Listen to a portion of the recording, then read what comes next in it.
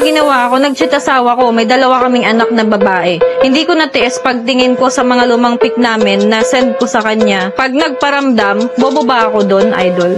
May mga anak kayo eh. So okay lang yung regular communication doon sa ex mo kasi nga may mga anak nga kayo. Dapat nga regular ang communication para magpadala yan eh. Hindi naman pwedeng papabayaan mo siya magbuhay binata. Ako diretsahan lang ha. Pagka ganyang klase yung lalaki, paputol mo niyang diretsahan lang. Kasi okay, sige, inanakan ka ngayon. Pagkatapos ngayon na responsibilidad, iiwan na ngayon sa'yo responsibilidad, tapos mabubuhay binata. Diretsahan lang naman sa akin eh. Gagawa-gawa ka ng bata, tapos ngayon magbubuhay binata ka, iiwan mo ngayon sa babae yung mga anak mo. Ano kalokohan yan? Kung hindi mo pala gustong anakan yan, ba't sana sa bibig mo pitok-lintik ka?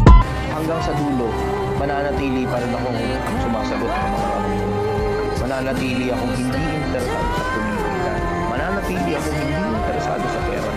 Mananatili akong hindi interesado sa kasikatan, sa kayamanan, sa kapangyarihan, sa katanyagan. Mananatili pa rin akong sumasagot sa mga